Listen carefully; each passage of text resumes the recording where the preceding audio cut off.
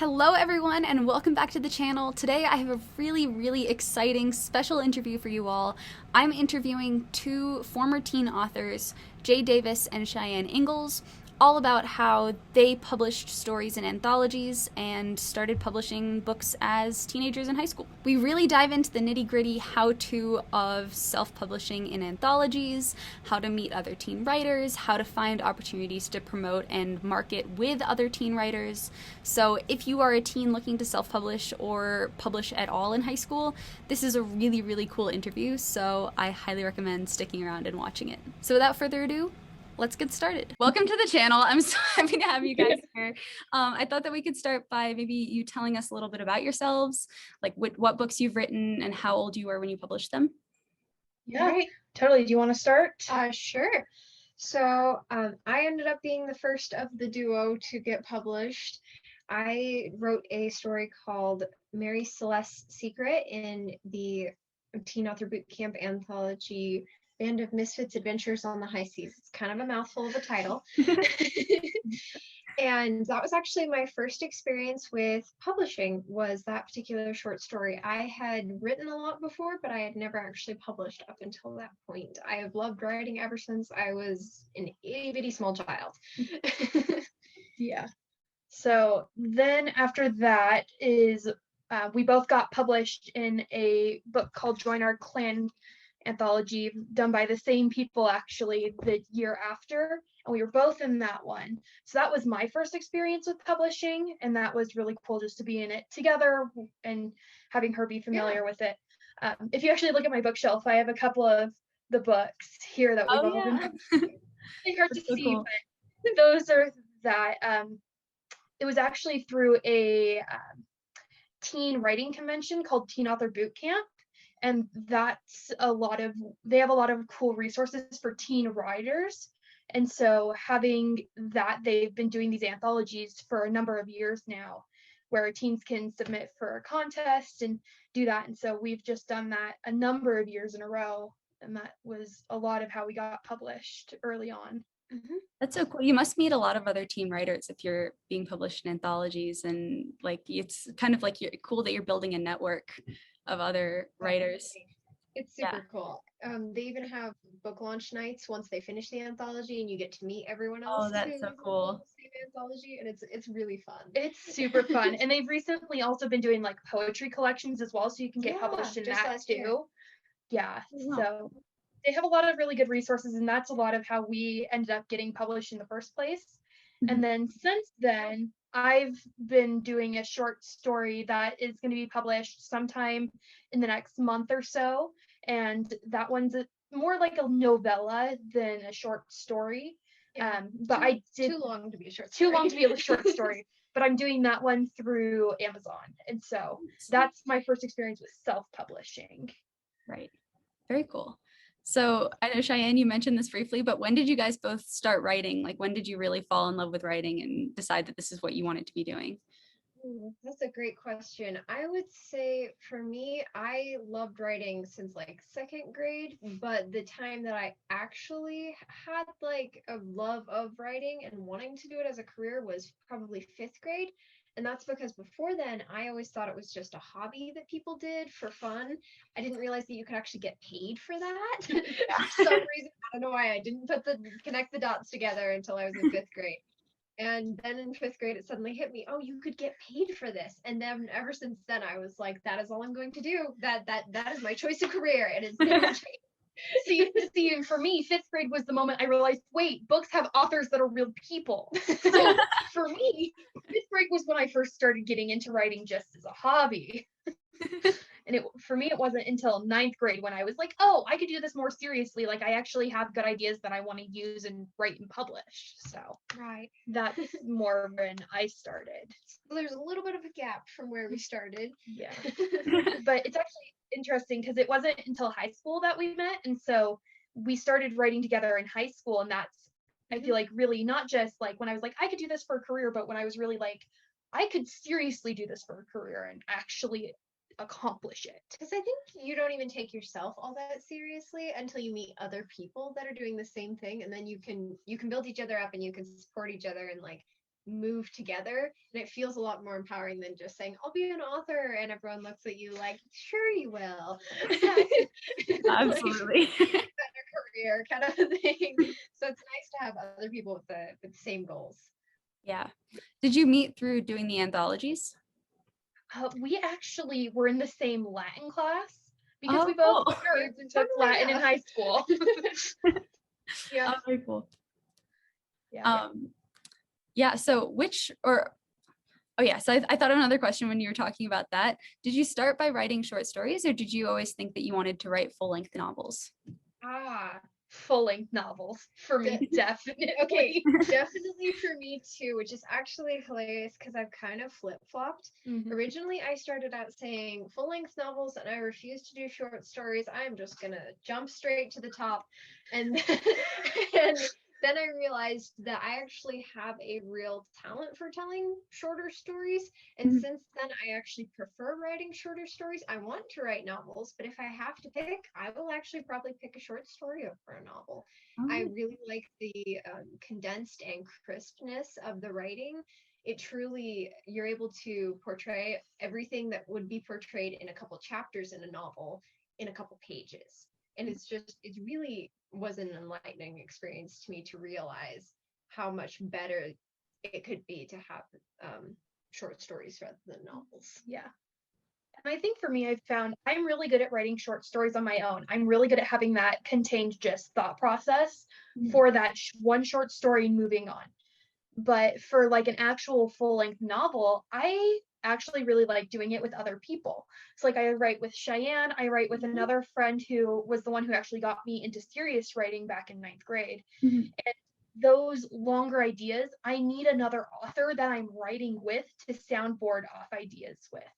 Right. And so having just that second person for me is what makes it go from a shorter, condensed, I don't know what else to do with this story, to a full-length novel and like fully developed series or an idea with that.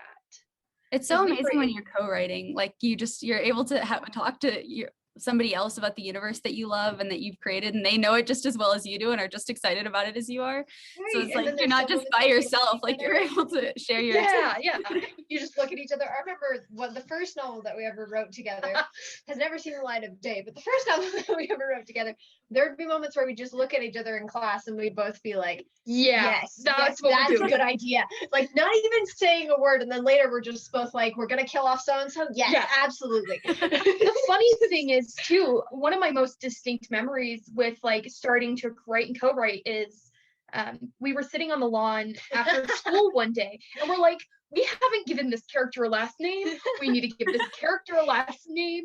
I have no clue. We've been trying to think of this for months. And we just to be a very normal last name because this particular character is so unique. We got to give something normal about him. But at the same time, it can't be too common. So we just looked at each other and we both said Smith at the exact same time. In unison. And with no coordination. And it was like really funny because we were just on the same page and it worked. And so I think that was really the moment for me that like writing, co-writing together really clicked. And I was, definitely able to before, but it almost seems more like a hobby. And then we realized, like, if you find someone that really works with you, granted, there are some people that just not a good fit, and that's okay. But if you find that person who really can write well with you, absolutely go for it. Yeah. No, that's really cool. And also short stories take such a different skill set, I feel like, than writing novels. Like it's a completely different idea that you have to create and a different way you go about crafting the story. So it's cool that you're able to have processes to do both. Yes. So what writing software do you guys use to write? I know I always get a lot of questions about people wanting to know which software is the best or the easiest. And I am so curious about what other writers use. Interesting. I would say for the group stuff that we do, definitely Google Drive. Google Docs is my favorite. And that's mainly because we can both be on the document at the same time and we can both see when the other person's writing. So we can leave comments, suggestions. We don't railroad each other as we're trying to write. It helps it flow a lot better and smooths things out. Yeah, definitely Google Docs. Even in my personal writing, I will use Google Docs mainly because I can access it anywhere from any computer. And a lot of times when I'm just trying to fit in writing anywhere, when I'm multitasking, I'll even do it at work when I'm sitting on a desk and nobody's talking to me. I'll just pull it up on Google Docs because I can access it there. I don't have to log into Microsoft or somewhere else. It's just always accessible anywhere I have Wi-Fi. Yeah. Well, that's awesome. The only thing for me that I would say also is when I was younger, in particular, it worked a lot better for me to use Word, but that's just because it's not connected to the internet, or unless you use Office now. But before then, when it was a downloaded app on your computer, because I'm ancient, that was my preferred method because it made it so I had to unplug from the internet as a distraction. So I was really able to focus on my writing and not get sidetracked down the rabbit holes of YouTube. Exactly. So I think it depends on whether you need more focus or whether you prefer having that open setting. Yeah. And then I feel like the other thing that we did wasn't actually any software. I mean, it was like the original software. Software. In high school especially, and sometimes even in some of our college classes nowadays, we'll have a notebook and a paper, and we'll just write back and forth passing the notebook. And so that was actually how we originally started, is we didn't start on Google Docs. We started on good old pen and paper.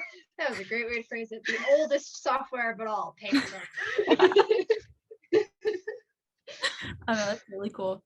So do you guys, when you're co-authoring, I'm super, because I've never worked with a co-author like that before. So when you're co-authoring, do you like each assign a chapter that you're going to write and then read over other people's chapters? Or do you like take a section of the book and then each write it? Or like, how do you split it up? Okay.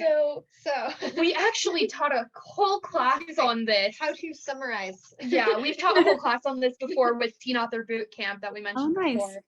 And so there's a lot of people who do it a lot of ways, like you mentioned. Yeah. I think it depends on what works best for you and whoever you're co-writing with. Because some co-writers will work better with one method than another. So yeah, but what works for us at least, is we assign characters rather than chapters or so at that point it becomes more like Dungeons and Dragons, almost like role-playing kind of stuff. Right. So it's more like a script, like dialogue of who's speaking and then what they say and do, and then the next person goes back and forth. And then when we turn it into prose, that's when we'll split it up into chapters and, split who's writing the prose version from whose point of view. Yeah. Oh, that's really cool.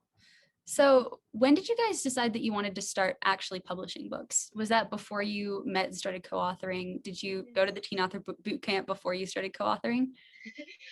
So I always wanted to be published, and the sad thing is my goal as a small child was to be the youngest author ever to be published. That did not happen. I'm still not there's no novel. You're published in anthologies. Got that down.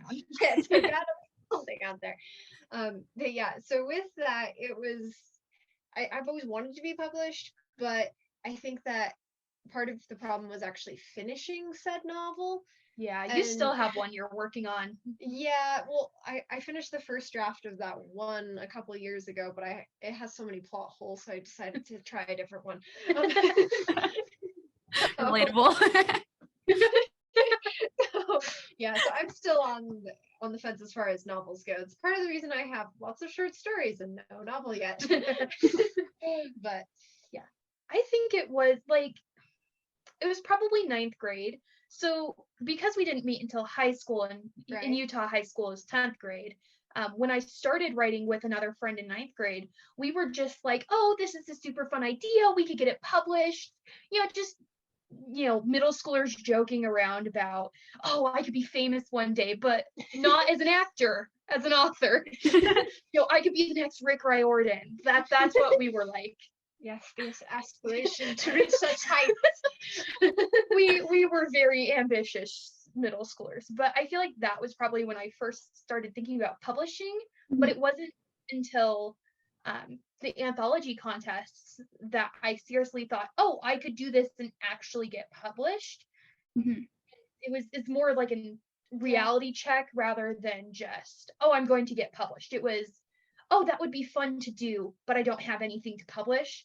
And then all of a sudden I don't have anything to publish, but I'm going to make it. Right. Now I'm going to move forward towards that goal, right? Rather Yeah. than just a It's vague in the distance. vague, distant dream. Yeah. So I definitely say more. I think it was 10th grade, 11th grade. Yeah. I think it was either 10th or 11th grade. Yeah. For me, like I said, there was always that aspiration beforehand, but I couldn't ever finish the novel to act on said aspirations. But Yeah. Well, so being in high school obviously comes with a ton of responsibilities and extracurriculars and things that you have to do. So how did you manage to balance all the things that you had to do with writing, and how were you able to publish and write these longer and shorter works while also being in school? With the short stories, it was actually decently easy for me, but I think that's because of the fact that I cannot live without writing. It's kind of like breathing for me. So I already wrote it just for fun after school to kind of wind down, and then I just transferred that into short story writing. Mhm. As far as the novel writing goes, like I said, we'd pass, well, like you said, I think it was, Yes. we'd pass it back and forth via notebook sometimes. Like in history class, we'd just be sitting next to each Even other, during- sliding it back and forth. Careful with that. You have to actually pay attention, yes. But So you have one notebook here that's your notes, and the other notebook here that's going between you. But it only works if you're sitting right next to each other. Oh yeah. We had a couple college classes where we were like a good 2 feet from each other. And then We'd we'd reach I was over. gonna say, we'd wait until the professor turned to write something on the board, and we'd be like, here. I'm pretty sure behind us are like, what are they doing? But yeah, so as far as balancing that, be careful with that, because you do want to pay attention, try to get good grades. But I don't think it's out of the question if you have a co-author to write a little bit during class. And even if you don't have a co-author, if you have a minute where you've finished with your test and everyone else isn't finished, then you can sit and write a paragraph. It doesn't have to be typing up on a computer. You can write it in a notebook and type it up later. That's always an option. Exactly. So just finding the time to write whenever you can. I know, especially nowadays with like college and having a job on top of that, I'll write a little bit at work when I'm on my break, or wherever I can just fit it in where I'm not like, interrupting my actual job where I'm getting paid. Right. That's important. That's important. Like, actually do your job, guys. That's important. I think it helps that we work at a library. So yeah, we do work at a library. So that does help. People don't look at us funny when they see us typing on a screen. But other than that, when you're at home, instead of watching a show, watch a show and write on the side. Like, multitasking, definitely multitasking. Right. Because I do that all the time, for sure. Yeah. I write more efficiently when I have something on in the background, because then it helps me eliminate any further distractions, because I already have this thing going on in the background. So for me, that's actually really helpful. Granted, I also may or may not have ADHD. So as a result, that may contribute to my effectiveness. That may not work for everyone. Like, I have to have like a show that I'm not too invested in, but invested enough that if I need to pull back and let something that I'm writing about kind of just ruminate in the back of my mind, I can look at the TV show for 5 minutes and then go back to writing, and not, oh, look, 3 episodes later, oh yeah, writing, that's a thing. That's a thing. You do have to be careful with that, but that is a way that you can still enjoy your free time and get your writing in. And writing goals, very important. Writing goals are very, very good. Don't overload yourself. Don't say, I'm going to write 5,000 words in a day, unless you actually think you can do that. Then if you have time for it, go for it. But I would start with a smaller writing goal, even if it's just 200 words a day. Especially as a teen. You're so busy as a teen. Exactly. Keep those writing goals, because even if you don't end up turning it into a whole novel at the end, that practice will help make it so that when you do have more free time, it's natural to you. It's not a foreign idea to take your free time and write. Yeah. And I know you're really good at doing word goals and such with your... Oh, I'm very into my word goals. That's how I motivate myself to get through drafts. Otherwise, I always get stuck in the middle. Like, I need to have some kind of structure. But in high school, I didn't.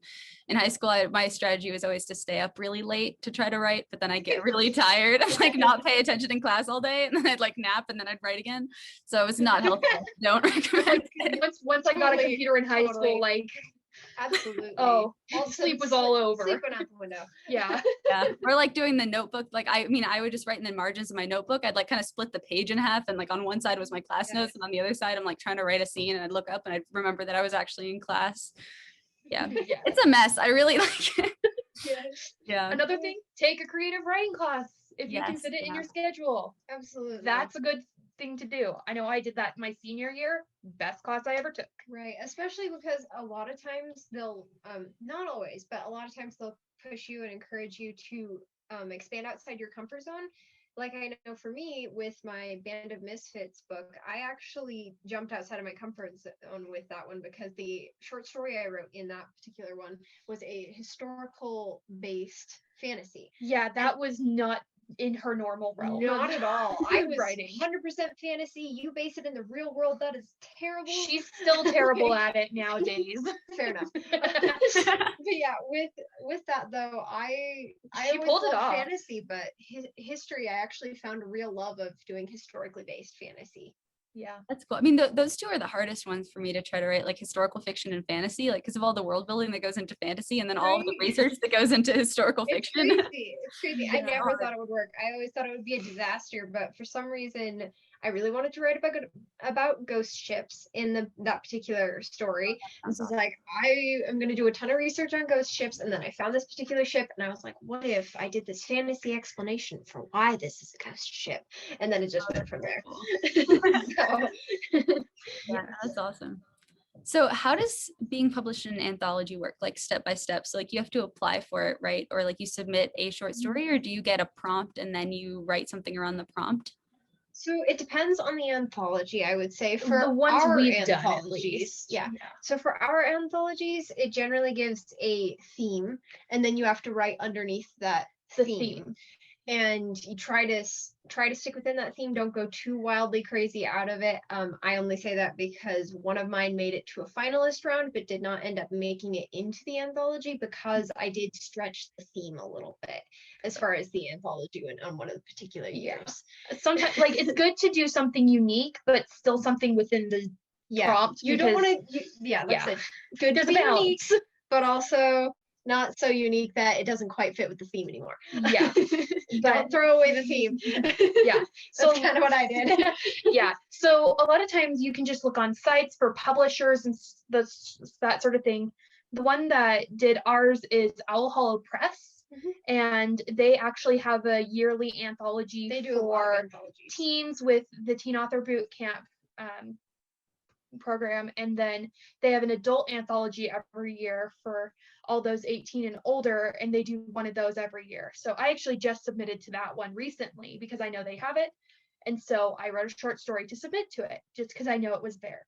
And with that, they released a theme. They have a word limit. They have on their site just an area where you can look at it and see all the information about like kind of what they're looking for with the theme, as well as when it's due, how long they're taking submissions, and when they'll get back to you, as well as any payment that you will get from the anthology.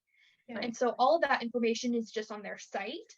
So they'll generally give you all the information, including submission guidelines, which are incredibly important. I cannot stress how important that is. Yes. You do not follow the submission guidelines, you will more than likely get thrown out in the first 2 seconds they look at your story. So make sure you look at the guidelines. Guidelines are important.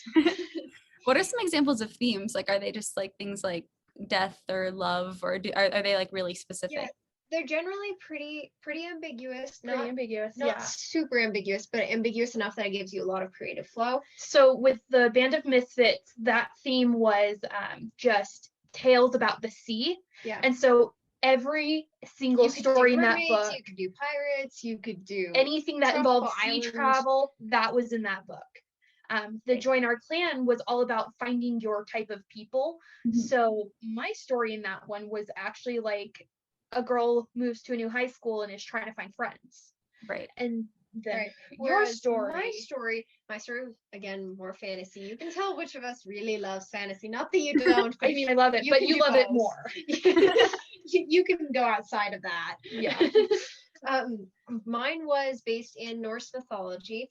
In Norse mythology, Odin has a pair of ravens, Hunin and Munin, and both of them go out on adventures and then come back and tell Odin what's going on in all of the 9 realms. And so that basic gist was the fact that Hunan and Munin head out on their journey, and Munin ends up getting separated from Hunan and injured. And he has to end up finding some people who he can manage to trust enough to help him get back to Asgard. Oh, cool. So 2 very different stories under the same prompt. So lots of stuff with that. Then they had a write your own adventure, which was just an adventure. Period. It was very, very broad. So they have had some more specific topics, some more very broad. True. Granted, with the broad topics, I almost feel it was in some ways harder. The only reason I say that is because that is the one that I actually didn't end up getting into. I was a finalist. Yeah. And that's mainly because I think I took the adventure term and turned it into more of a suspense than an adventure. And they were wanted looking more for action classical Yeah. action adventure, and So- mine was more suspense. Yeah. So a lot of times it's based on just the theme and sometimes what they're looking for. Another one they did was Change the World. And that one was also fairly broad, but it could be anything and change your world. And that was inspired by the COVID-19 pandemic. And so a lot of people did a lot of pandemic-esque stories, Very. submissions for that. And Mhm. like, I've changed the world this way. So one thing with those is you don't want to do the exact same thing everyone else is doing. You want to Right. stand out. So do something that's true to you and your writing style with anthologies, Absolutely. and then you're more likely to get into them. Right. And I think that's really the most you can really say about the contest. Yeah. I write what you love. Write That what you is love. what's going to help you. Yeah. Write with what you love within the theme, they get. Within the theme. Yeah, it must be helpful to like have a deadline too, like as far as setting writing goals go, like you have to have a story by XYZ date.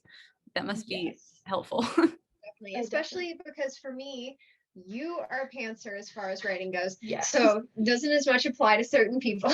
Yeah. But those of us who are plotters, it's super helpful because often I will plot the like 7 plot. For me, I like using the 7 plot point structure. Yeah. And so I will plot it out beforehand, and then I will say, okay, I'm going to take about this many pages to cover this plot point, this many pages to cover this plot point.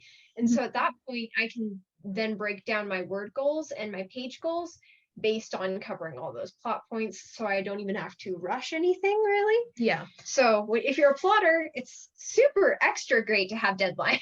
Pantser, it's a little bit stressful. Yeah. I really only do like that meticulous of planning when I have like a 2,000 word limit, which I did have once. And so That I was- was like, I have very limited intense. words. But most oftentimes they'll give you about 10,000 or about 10,000 words or less. Yeah. But yeah, They'll give you a decent amount. They of give you a decent leeway amount, most of the time. Yeah. So once you get if you get in the anthology, they'll contact you, help you do edits, all that sort of thing. Mhm. And then once it gets published, you'll most likely get a copy of the book and just a flat payment of $25 or whatever the agreement is with that. And you will sign a contract and everything with them as And well. I would say be careful when you look at contracts for anthologies, just because we've only ever really done stuff with this anthology particular company. But certain other anthologies will say, hey, once you sell this story to us, we have all rights to this story, basically. Right. Whereas with Owl Hollow Press, they are very open about it and saying, we have rights to this story for up to 1 year. If you want to publish it again, you can. That's up to you. So I would be careful looking at that, because there have been several times I've had stories that get selected. but then I later go, oh, this would be a great idea for a novel. And if it was part of one of those anthologies where it said, hey, you can't ever do that, then I would have to get their permission, and it would be a huge hassle. So I would say be careful when submitting your short stories. Make sure you know what contract you're getting into. Yeah. The other way to do anthologies, which is a lot quicker way in explanation, is find a bunch of writing buddies, all pick a theme together, and just write it and do it yourself and self-publish that. This is through true. whatever self-publish you want to do. Like, I know a bunch of YA authors who got together and did like a dark romance anthology. Oh, cool. And so if you ever heard of the School for Good and Evil, the author Soman Cheyenne, he did one with a bunch of other YA authors that was a darker romance. So it was kind of classic romance tropes with a twist that were a bit darker. And they just all got together, wrote all these short stories, and there were like 13 of them. And they just got it published Yeah. So as if you a have a shorter group thing. of writer buddies that you want to do a whole bunch of short stories with, and It's pick a super theme, easy. you can totally self-publish and do that too. Yeah.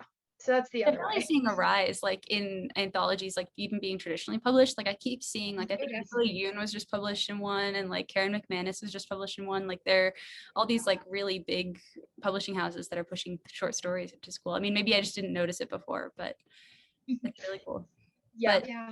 how do you guys work together? This is just, I noticed when you said you were a plotter and you were a pantser. How does that work when you guys are co-authoring? Yes, Like that seems like it would be kind of hard.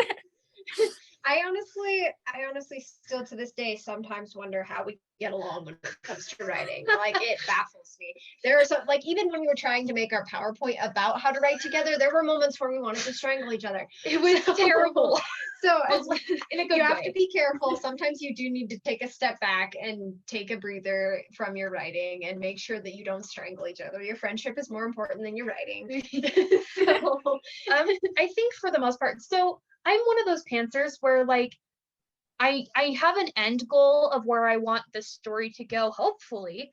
And I know a few of those major points of like, I want this specific thing to happen about halfway through the book or whatever. right. But other than that, I don't know how I'm getting to from point A to point B.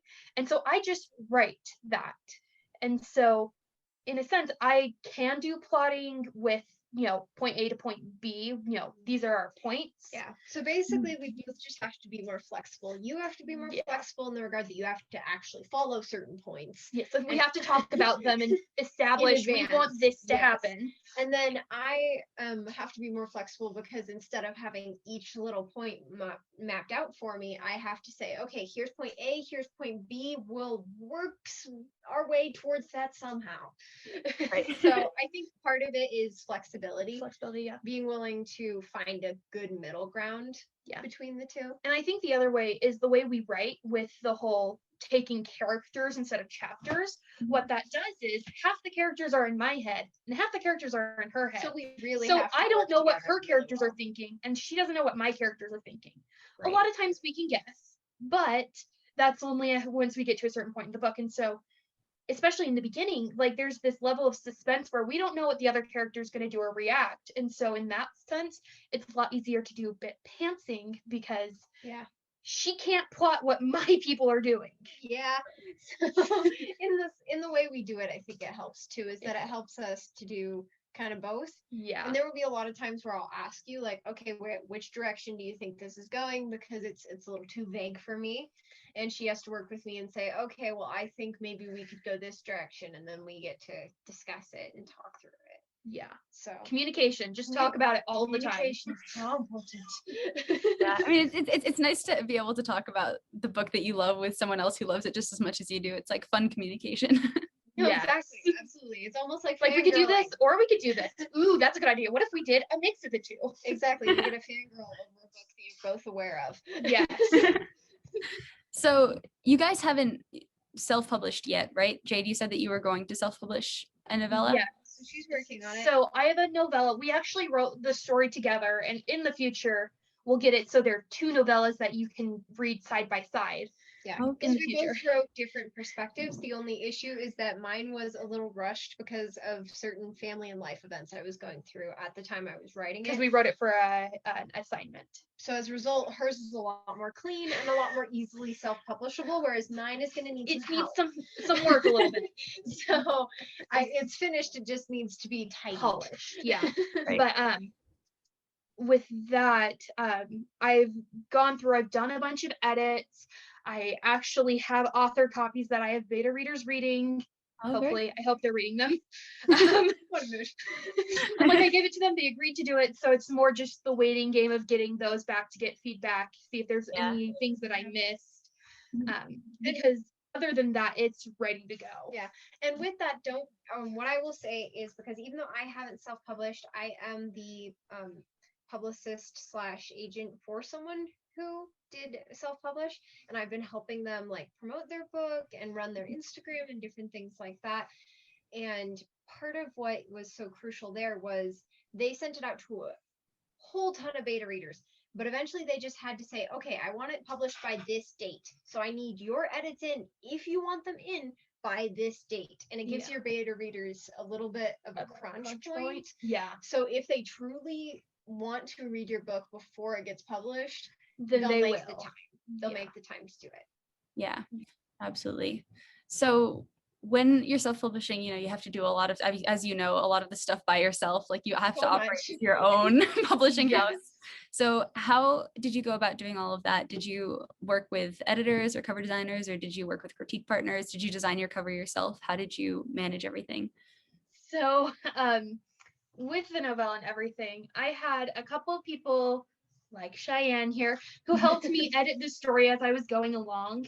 I had another coworker who actually had a degree in editing, and so I had her look over it for me, and she actually gave me a lot of good tips and just tricks If you here and know there. anyone who is in It's- college for editing or has finished their editing degree, It's nice just to get them to look please over ask. it. A lot of times, if they It's a have the great time, idea. they'll be willing to do it for free. Luckily, hopefully. Yeah. So I was able to get a bunch of editors to do it for free, which was really nice on me because then I didn't have to pay people for that. And it was only, I think, 60 Google Doc pages at the beginning, and once I shortened it down a little bit, it was only like 40. So it wasn't like a huge novel for them to read through. It was a definitely quicker read, which is also helpful. Yeah, But that's very helpful for beta reading. Because beta I reading, yeah. definitely know with the one that got self-published that I'm helping with, it's 300 pages. It's like 300 pages. 300 pages. It's So really long. It took a while. It for took the a beta while to readers beta get read. through it. Yeah.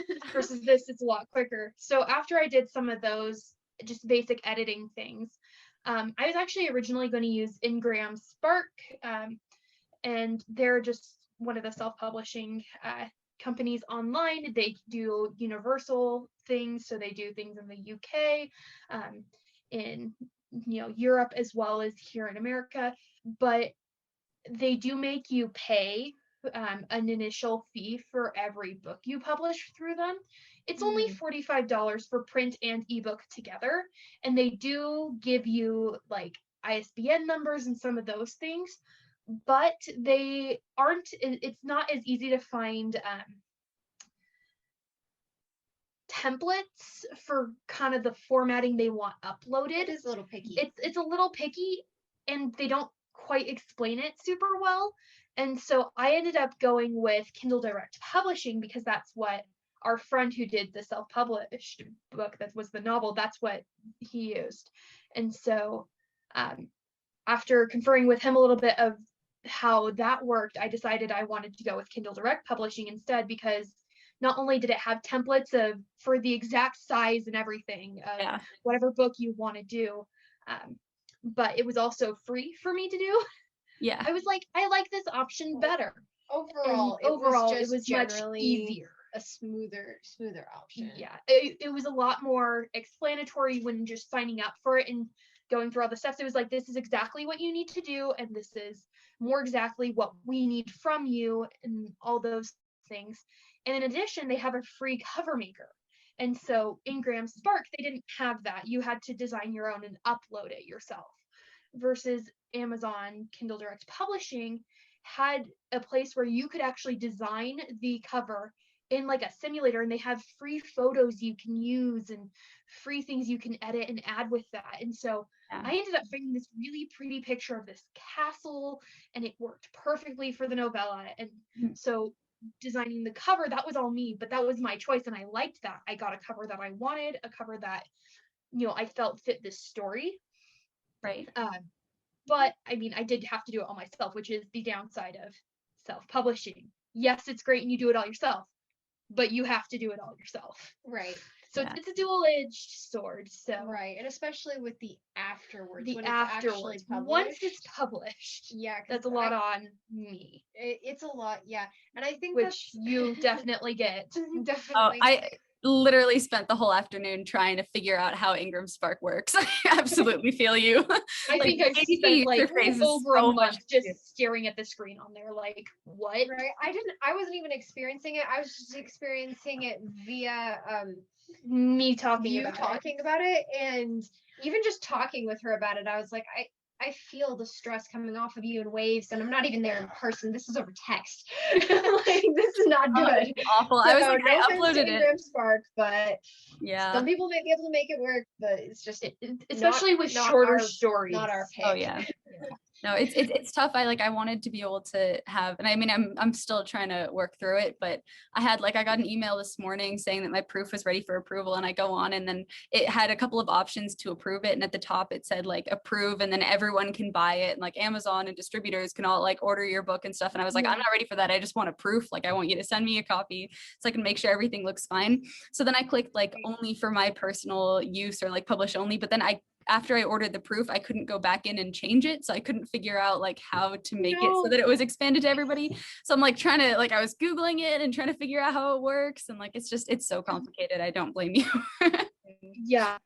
Versus Amazon, it's like clear buttons. Do you want to publish now, or pick a date and get off and like get ARC copies? Yeah. Very, It's very so simple, which I liked. Exactly. It was pretty self-explanatory, which is Very super nice. Especially if you're first time self-publishing. Oh no, absolutely. Amazon was really, really nice. Yeah. Yep. So when you're publishing anthologies, do they do a lot of the marketing legwork for you, or do you also have to pull your weight? Yeah. So with anthologies, it's a lot more like being traditionally published. Mhm. They take care of everything for you: the cover, the editing, the marketing, the book launch if they decide to do one. Yeah. They cover absolutely everything for the most part, if you do it through a traditional publishing house. That is.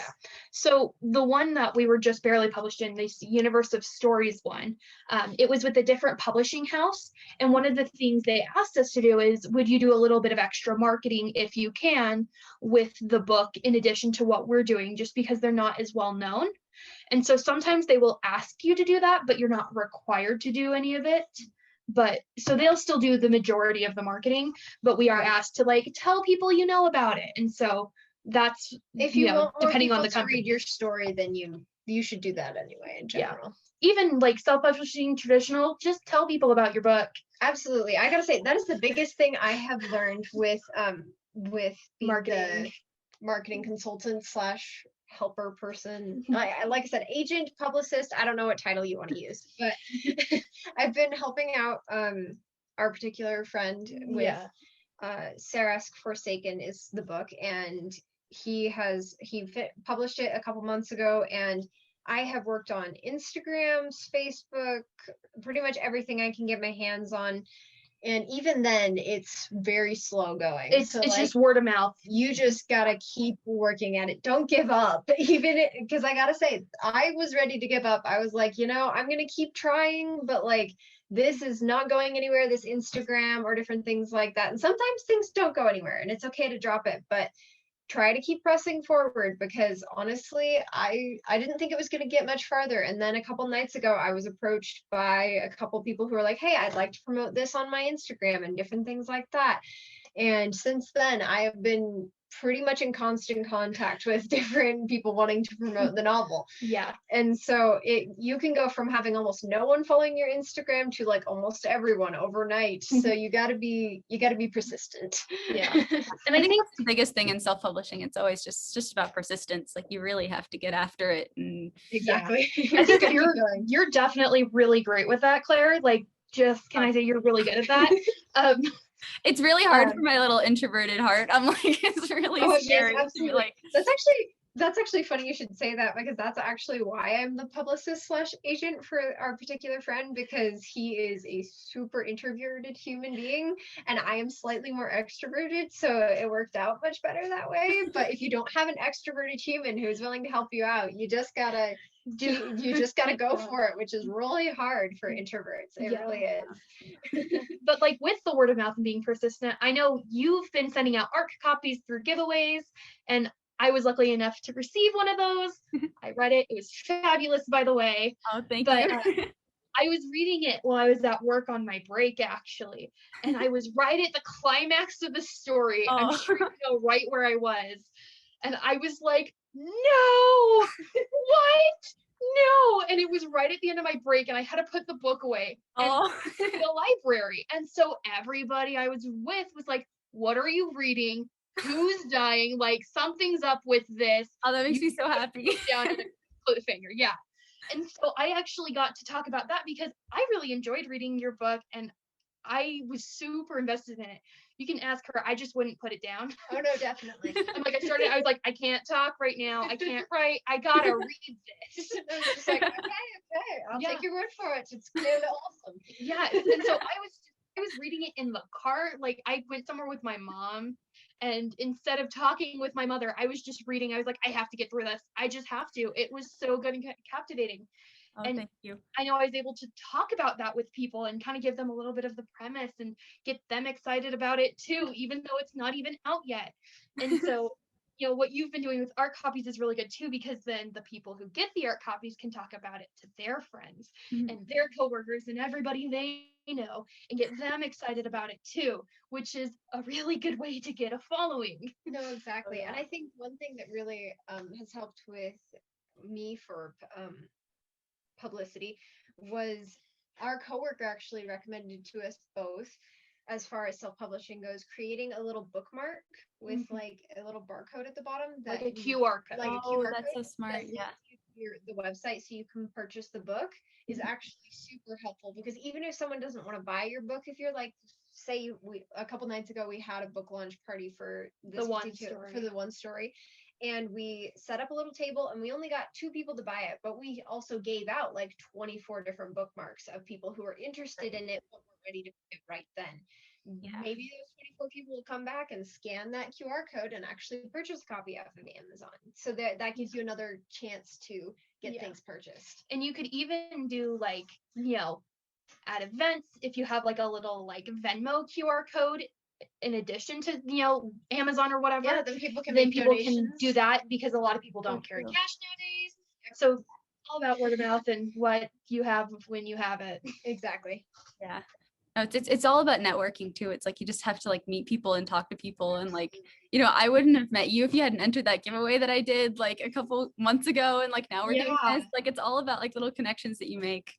So I'm like, I saw when we started talking, it was because in your I think it was your weekly email, you had a question that you were like, feel free to email me and answer the question, which you haven't done in the past couple of emails. I know, I've been dropping the ball on that. Yeah. No, but initially I was like, oh, that's a really cool question. I'll respond to it. And I know that's how we started conversing in the first place. Yeah. It's just talking about books. Right. As far as publication goes, I have noticed that when you run into people who are also self-published or know people who are self-published, all of a sudden you have like all these friends. You have friends. And just all these people come up out of the woodworks and they're like, you're self-published too? Literally though. like literally just popping out of the grass. It's just great. Because I didn't even realize it was such a big thing until I started helping with the publicity, and then all of a sudden it was like everybody coming up out of the woodworks and we're going like, hey, guess what? I'm also trying to self-publish, and it's just like, what? That's so cool. And it's such a supportive community. Like every time you meet other people that are self-publishing, they're like, oh, I want to hear about your book. Like, they're always super supportive. Everyone's all together in this. We're great. Like, we all struggle separately, so let's celebrate together. Yes, precisely. Yeah. So do you have like a favorite marketing tactic or something that you think, like, if you could only do one thing as far as marketing goes, what do you think is the most important thing for authors to be doing? That is a great question. So I know what I'm going to say is going to sound really nerdy. So just as a preference. Okay, now I'm curious what you're going for. So in-person events with cosplay where you're dressing up. Ooh. And let me explain this a little bit further with an example of a really well-known author, Christopher Paolini. He self-published his book Aragon at first. Yes. And the way he... Okay, you can find it on Google. You can find pictures of it. Wait, did he dress up as Aragon? I remember I read Aragon because he was like, I was homeschooled in high school, so he was like the homeschooling published author icon. He just went across, he went everywhere he could find, any bookstore, library, school, anywhere. Dressed up as his character and just went and promoted his book everywhere. And it was him going across the country doing that caught the attention of major publishers, who then said, hey, your book is getting really popular. You're doing this really cool thing that's getting attention and therefore selling a lot. We want to pick up your book on our traditionally published press. Like, and that's what got him kicked off with his Aragon series, is just going out, dressing up, being a huge dork, and just talking about what he loved and wrote. Yeah, and I can say it definitely works. As a person who just tried this for the launch party I did with the author a couple days ago, I dressed up in full-on like blouse and boots and a cloak because the main character's setting is kind of Renaissance-y, and so I went fully decked out, and I had several people who you could tell they weren't as inclined to walk into the room, but then they saw me in an epic blue cloak and they were like, so what are you doing here exactly? And I'm like, yes, the intrigue draws them in. Oh, that's so interesting. Yeah, this make me like want to go dress up as a ghost and show up to libraries. Do it. Yes. Like cut the whole eyeballs out of the sheet. I mean, honestly, even if you did like Francesca or something, that would be like super cool. Yeah, absolutely. I would say that's super helpful. And as far as another marketing technique, I would say like I mentioned earlier, the bookmark. Because with the bookmark, it is something free you can give them to remember you by. And even if they never end up using it, the more bookmarks you have out there, the more likely it is that someone is going to pick it up. Yeah. So I would say designing your own bookmark and giving it out to people is actually a lot more helpful than people may think it is, in my opinion. Yeah. Granted, those are very extroverted ways to do marketing. This is true. If you're very, very introverted. You have the introverted way and the extroverted way. If you're very introverted, Instagram is the way to go. Don't do Facebook as much. Do Instagram. Instagram is very helpful, incredibly. Yeah, I've heard TikTok is getting really big too, but I'm too TikTok's scared. Getting pretty big too. Yeah, I heard there's a couple trends on there. Actually, one of our coworkers was just talking about it the other day, where you pretend that you're your book character and you describe the novel as if you are going through this like super that's really cool. Or whatever. Yeah. And then at the very end, you're like, and so if you want to know all about that and my adventures in this novel, that's the trend going on TikTok right now for authors. Cool. And I think it's super cool. Yeah. I haven't done that yet, but I think that would be awesome. Yeah. So there's a couple different ways depending on what type of personality you have. Exactly. Yeah, I think I've seen some of those on Instagram or like on Reels or something where like women say, my husband cheated on me and then I murdered him. And I was like, okay. You like, thank you for sharing. By the time you're done, you're like, oh, gotcha. But you're also like super intrigued by the end. Yeah, no, exactly. I mean, it always makes me want to pick up the books. So what are the biggest challenges that you've faced and encountered as like in your whole publishing lives so far? Oh boy. Finishing a novel. Yeah, hers is definitely finishing. Mine is finishing and not having too many plot holes to want to hide it in a chest of drawers. So for me, I'd actually probably have to say dealing with life, because writing, I can get sucked away into that, but I will start ignoring life sometimes, and that's not helpful. Yeah, you have to pay attention to life, and you have to be able to function. And so the hardest part for me is not getting lost in the writing to the point where I start neglecting my self-care. And so taking care of yourself will actually help your brain function better, which will then help your writing. But sometimes, especially if you have mental health problems like anxiety, depression, some of those things that can really get in your head, which a lot of authors struggle with, I've found. Like me included. Like it's a hard thing to deal with. It's a common thread. I don't know what it is. Even authors way back when, like Mark Twain had serious depression, and yet he's like considered one of the American authors of the century, you know? Yeah. So like you can really get into your head about things and just neglect all the self-care, and then all of a sudden everything that you're trying to do and trying to function with starts going down in quality. And so I found taking breaks and taking time to do self-care and improve just how I'm feeling a lot of times will then in turn help my writing be better. And so for me, it's more of a struggle with taking care of myself outside of writing Mhm. than actually writing and publishing and doing those things. Yeah. Don't be afraid to call a day off if you're just like, you know what, I feel really awful today. I need a me day. Don't call too many of those days, because then you won't do anything. but enough that you can still function and write. Right. Take good care of yourself.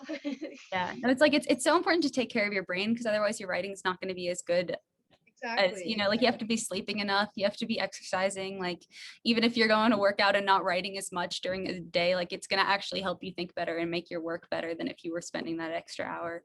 And I always lose sight of that. It's so hard. Like I have to really be very intentional. No, exactly. That whole quality versus quantity thing. Yes, So it's a hard. hard balance. No, exactly. So what do you like about publishing as part of an anthology? Like what's your favorite thing about it? That's a great question.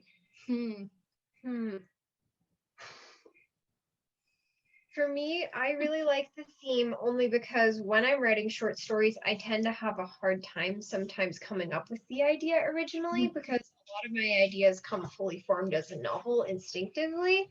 But if I have a theme to work off of, I just look at the theme and then say, okay, now you have to come up with something short within the theme. And those two things really help me be able to spark short story ideas rather than these fully formed novel ideas that I have to just take a clip out of, which does work. Jade's story is actually, that's what I was going to say. My favorite can work, but my favorite thing to do with anthologies is do a self-contained story within a universe that already has been written with a bigger thing. So in this one, it's actually, the story is called Wayward Love, and it's almost like a prequel short story to probably our biggest universe that we've written together. It's this gigantic fantasy, like epic fantasy universe that we've built, and we've been building it for like 5 years.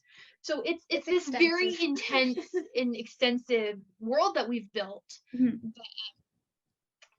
The very first story we wrote with that, because we've done one certain period of time, and then we went forward in time, and then we went backwards in time, and then we went back to before even that and wrote things in there. So like we've jumped all over the timeline of this world.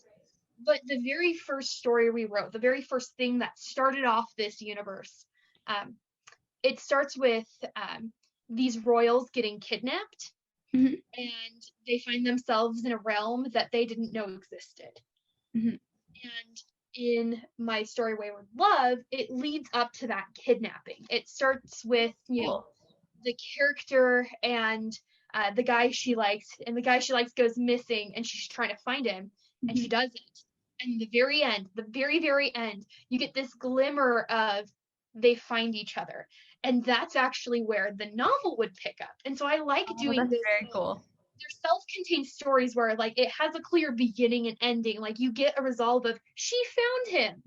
Right. But also so there has room for continuation. Right. So that can work super well if you like that kind of thing. But I find that I tend to just keep writing, and I don't stop she doesn't when I stop. should.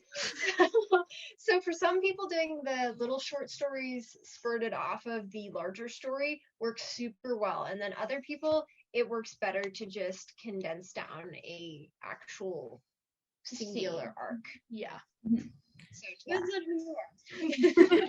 But that's my favorite thing, because then they can read and be like, oh, what's this? And I'm like, I actually have, how many documents is it? We keep like 100-page documents, and then we get a new one. I'm just going to say too many now. I think we have like 28, 30 something documents with this world. So we have a lot. We have like, it's extensive. 3,000 pages worth of world building with this world. So like, I have all that knowledge in my head. And I'm like, well, actually.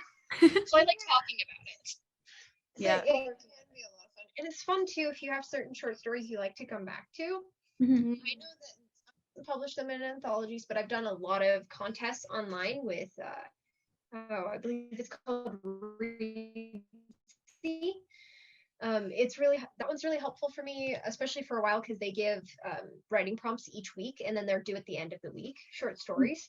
And for a while, I was able to do that pretty proficiently, but then life got wild and crazy. But as life does. If you want to sign up for Reedsy, I would highly recommend it because it gives you weekly prompt, and then at the end, they have winners and everything that from those ones, and they give you like options for the prompt too. They have like a theme, and then they have prompts underneath the theme. So like they'll have zodiac symbols, and then they'll be like, write about someone who is a Leo and something goes terribly wrong in their prediction or things like that. And they'll have a whole bunch that you can choose from.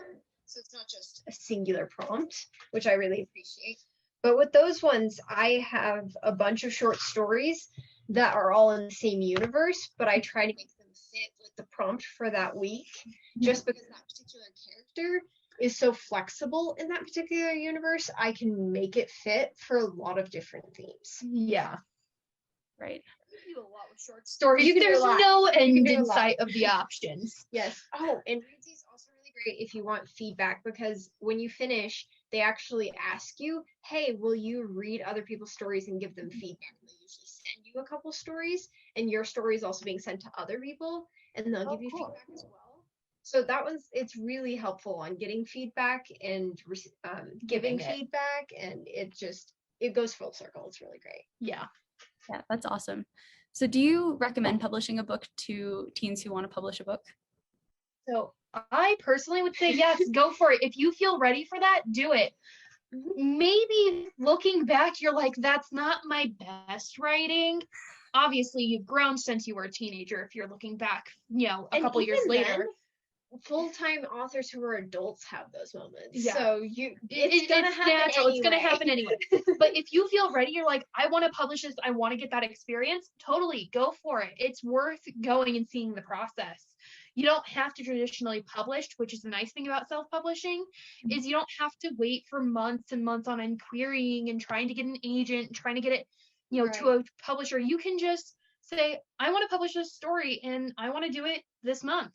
And if you have all the resources to do that, and you feel ready for that, you can just get it formatted right, upload it to whatever site, and just self-publish it. And it's a really good experience, I feel like, to just kind of test the waters almost of publishing, especially as a teen, just to see how it works.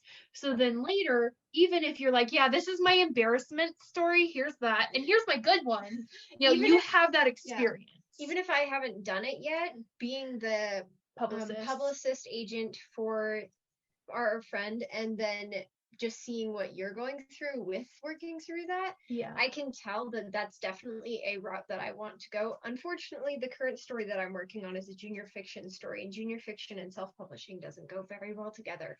I Googled it several times, and pretty much everyone was like, don't self-publish if it's junior fiction. So apparently that is one thing I did not know. Look at your genre. Look at your genre. Make sure it works for your genre. But if it works for your genre, totally, I say 110%. When I try to publish YA in the future, I definitely am going to 110% go self-publish. Yeah. So what writing projects are you guys working on now? So you can go first. Well, so the one I'm self-publishing, novella called Heathview Hall, and the story is a modern retelling of the classic Hades and Persephone myth with a twist.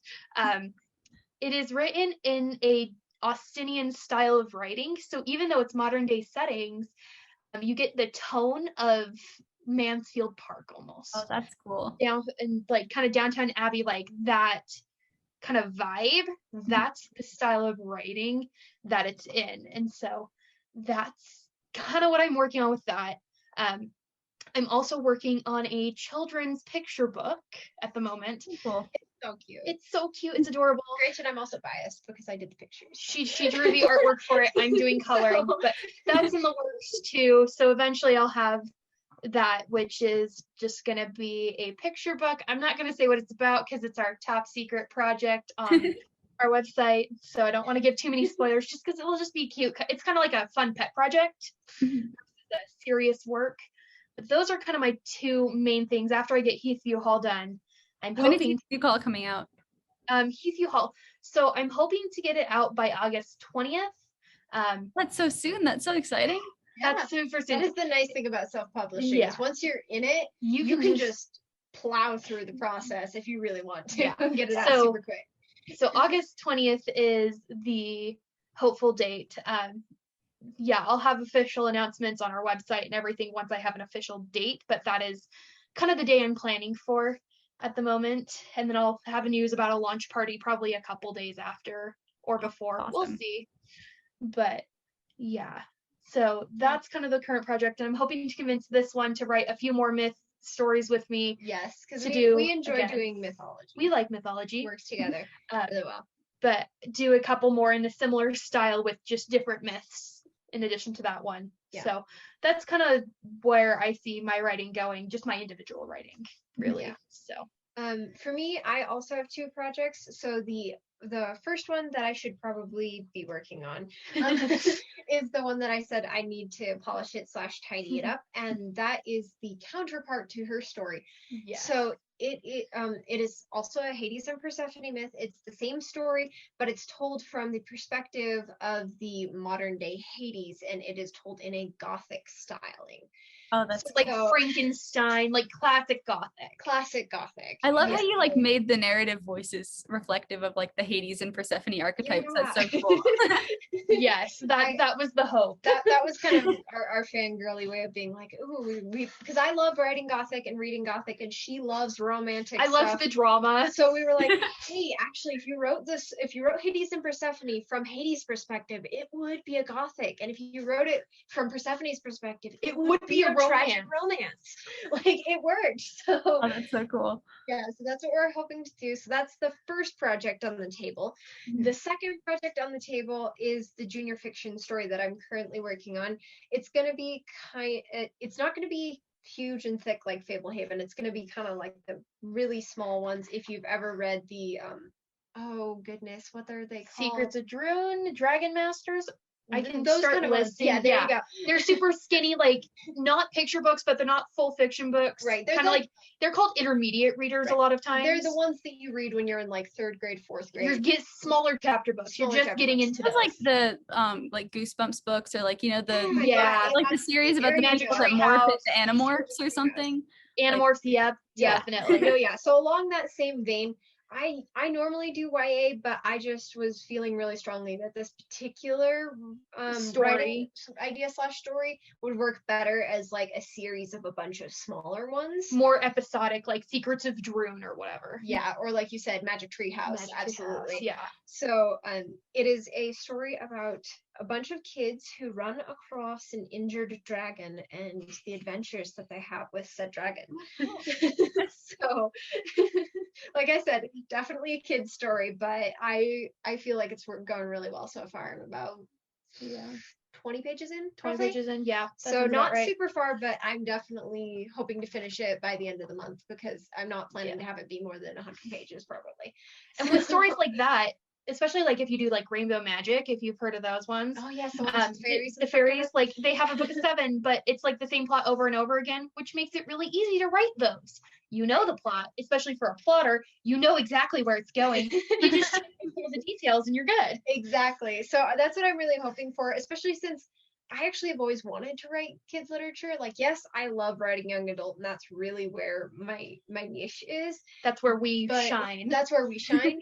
But I would definitely say that I've always wanted to write something with children because I feel like when I was younger, I loved reading so much, but there were a lot of people I know who didn't love reading so much. So the idea of creating a series that might be the series that, you know, makes someone want to read just makes me all happy inside. So That's awesome.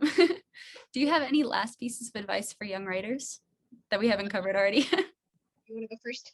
I would just say keep writing. Don't give up. A lot of it is you don't have to write to have a profession in writing. You can just write to write. And even if you don't really know what you want to do with a story, just practicing those skills in writing creatively is really helpful in really all areas of life. It helps problem solving. It helps with just making goals and keeping them, especially if you have like a word count. Or, you know, you say, I'm going to write creatively for 5 minutes a day, no breaks, and, you know, work up from there. Just having those routines and such is really good for building life skills, let alone, you know, awesome narratives. Right. Yeah, for me, I would say, and I've noticed this with you, with our friend who wrote Sarah's Forsaken, pretty much every writer friend that we know. Yeah, we have a lot of them. You are your own worst critic.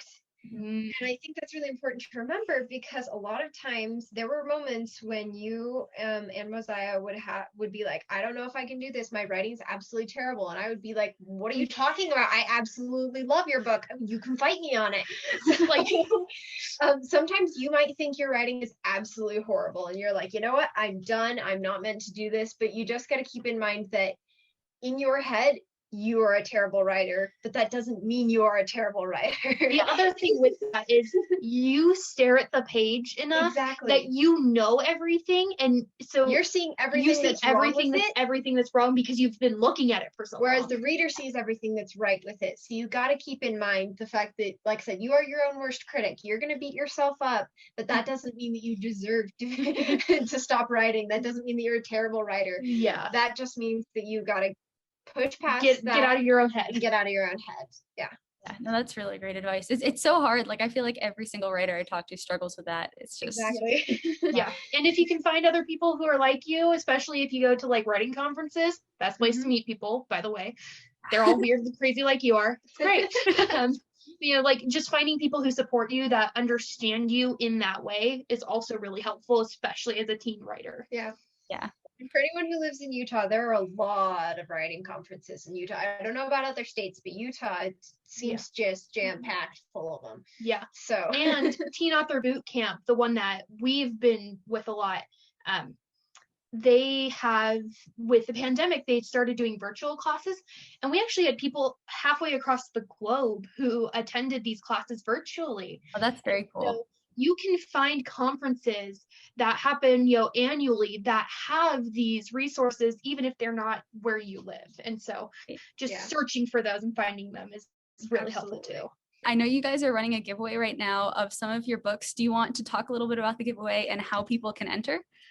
Of course. So we have, so I'm Jade Davis, this is Cheyenne Ingalls, and we actually have an author name for the two of us together. So when we have our published works that we've done together, it's just under one name, and that's CJ Victrin. So the letters C and J, and then Victrin is Victrin. And at any of our social media handles, you can follow us on Instagram, on Facebook, all of those are all under the handle of CJ Victrin. And then we have our email that you can sign up for on our website, which is at tinyurl.com/CJ Victrin. And that's where you'll find the mailing list and information on all of our books and just about us in general and what we're doing, what we're working on, that sort of thing. The giveaway will include one of the books is this Universe of Stories book, and that is an anthology that both of us have been published in. It is a signed copy by the two of us, so that's fun there. So there'll be one copy of that to give away, and then the other book, we have 3 copies of the Join Our Clan anthology, which is an all-teen anthology that we were published in a couple of years ago, and these will also be signed as well. In addition, we'll probably include a couple of bookmarks, a couple of little Redbubble stickers from our personal Redbubbles, and just those sorts of things in with those books for you guys. So are there going to be 4 winners to the giveaway? Yes, there will be 4 winners to the giveaway. 1 will get the Universe of Stories, and the other 3 will get the Join Our Clan.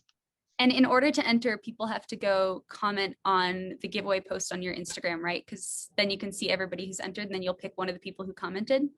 Yes, so we'll have you initially comment on our Instagram post, which we will have up. And then for every additional person you tag in the comments, up to 5 people, you will get an extra entry per person. And each book will come with a Redbubble sticker and a bookmark, so that will be with each one. Yes. And both of your Redbubbles are amazing. I stalked both of them, and I've got serious Redbubble envy. So all of you guys watching this video, get very excited. Yeah. Thank you. Thank you. Yeah, well, thank you both so much for coming and chatting with me. I know this is going to be so helpful to the people that are watching the video. Yeah. All right, I'm going to stop the recording.